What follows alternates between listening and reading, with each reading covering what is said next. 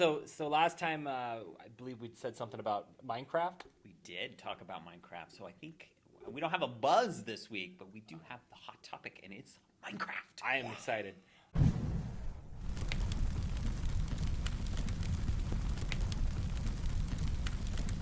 I'm going to show you guys some of the new things coming out in the beta.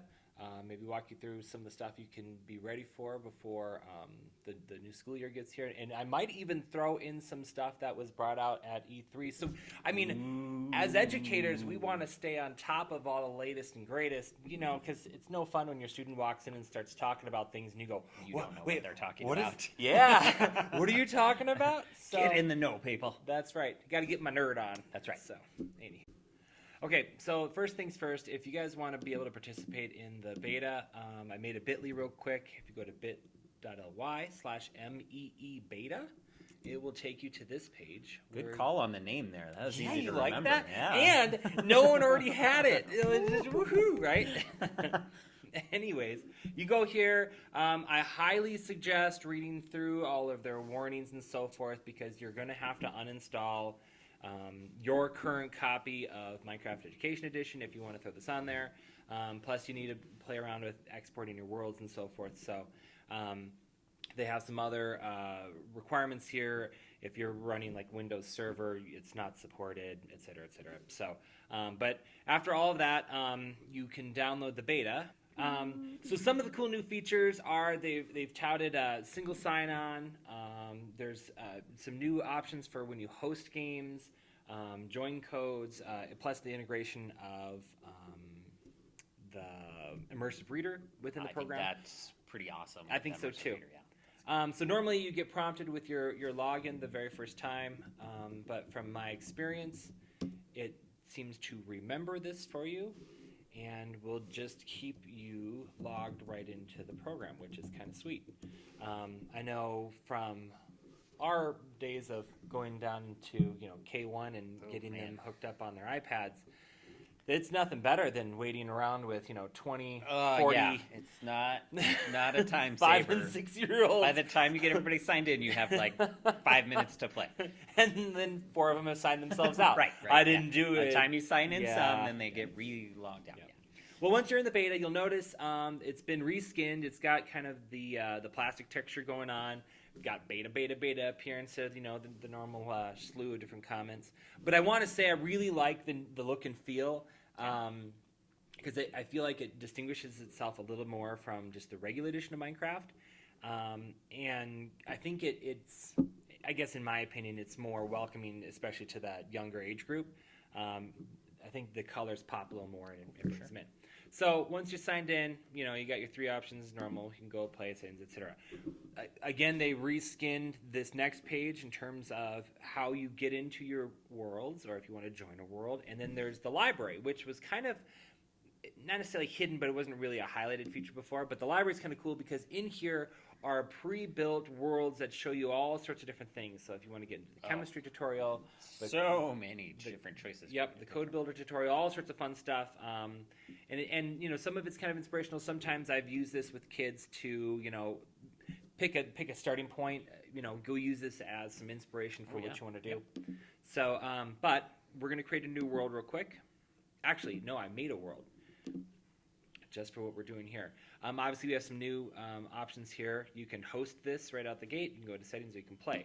Now, what I like about that, and it's kind of my assumption, because I haven't played too much with the multiplayer component, but the hosting is now turned off by default. Versus before, as soon as somebody started a world, well, then all of your friends would go look, I can join so-and-so's world. And then the whole class gets derailed because everybody joined Bob or Terry or Fred, and now no one's doing what they're supposed to be doing because they're all in different worlds. Right. So hosting is turned off by default, and you have to turn hosting on.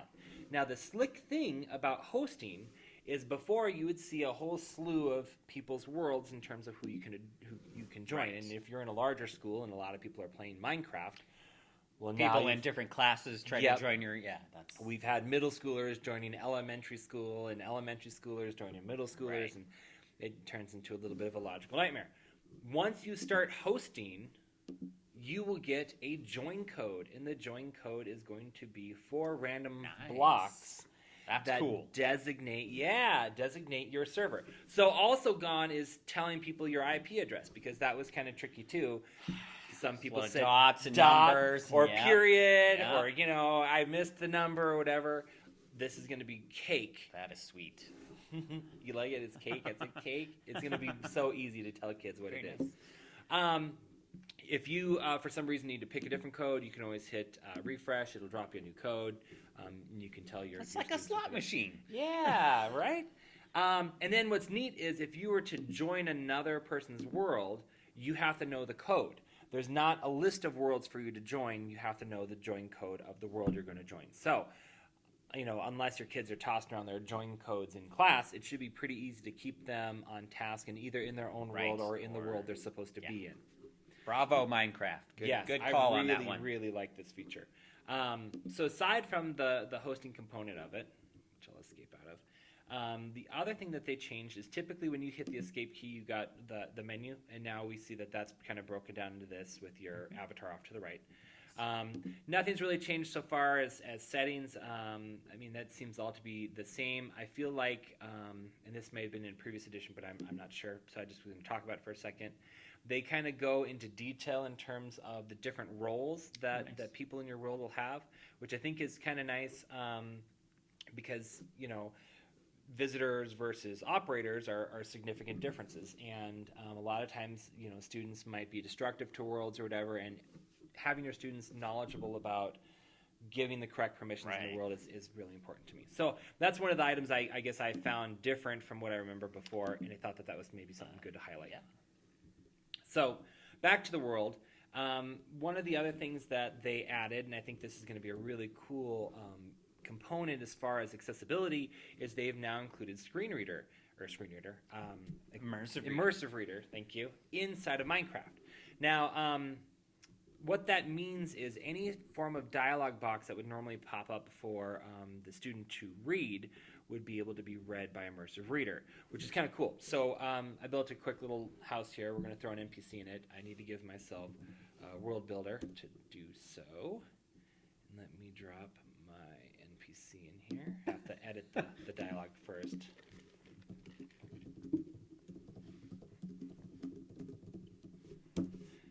Give her a little bit of text. Make sure this stuff was there before, but just so you're aware, you can add different commands or different URLs for the different dialog boxes to do. So, like let's say you had a walkthrough world of different URLs that students could pick different options, choose an adventure type of deal. That's awesome. And obviously you could pick a different name instead of NPC, but I feel like that's a very original name. Yes. So easy rolls off the tongue. Yeah. So once you make your NPC and take your world builder status off, you can go ahead and right-click your NPC and look. There's our dialog box, and check out this button right here. Give that a little whirl. Takes Immersive Reader just a second to load and pop up, and boom. Here's our Immersive Reader. It can play it to us, all the different text. You can pause and do all the other fun things that you can normally do with Immersive Reader. Click on words to go through them, etc., etc. I'm absolutely thrilled with this because this opens up the interactive component of Minecraft, which I feel like is sealed away a little bit for kindergartners. Oh, sure. You know, those early readers. Early readers, yes. Yeah, you can't put a whole bunch of dialogue into the game because those students aren't going to be able to read that information. So being able to have that information read to them, I think is amazing. Another component of that, and I believe this has been there before, but if you're having, those early readers or you want some help there, under the accessibility button, you can also turn on the screen reader, and you can turn on reading the chat text as well. Very nice. Yeah, so students that don't have an opportunity to or have the skill set to read what is in game can be read to. That's very awesome. Yeah. Anywho, thrilled with it. I have, obviously if you find any glitches, I found a few. They tell you in that previous webpage on how to submit them and let the team know about what the bugs are. But I believe they're hoping to launch this for the beginning of this next school year. Yeah, you just got to remember, it's a beta version right now. Yep. So there are there's potential gonna be for some glitches, but that's okay. That's why they're working on it. So that's right. Anywho, if you guys have any requests as far as Minecraft goes, I have spent a good chunk of my time in the Minecraft world, and I'd be happy to give you a whirl with it. So awesome. Yeah. Very cool. All right, so there's another episode of NxTech. What do we In got the coming up? Well, I know one of the things that everybody kind of needs to keep on their calendar is the nominations are closing on August 1st for the Skype Master Teachers. Yes. So if you are a big Skype Master and you want to be included in that elite group, I would suggest getting your self-nomination in. Most definitely. Next time, we're going to talk a little bit about some professional development via the Microsoft Educator Community, or the MEC, as they call it. There's so much content on there to get so. through, and maybe we can provide you some hints and tips and solicit it from you guys too on some of the professional development that you guys use to get up to snuff before the school year starts. Very much so. And possibly next time, maybe even a giveaway. Our friends at Flipgrid may just have I know the voice pods that we may have featured in our last video kind of thing, that we may have we may have some access to some of those to give away. So if you're interested in that, stay tuned. Yeah, I like it. Thanks, Awesome. Flipgrid. Yeah. Yes, definitely. Thank you. Thanks, George. Thanks for watching, and I don't mean to sound like every single YouTube video out there, but I know, right?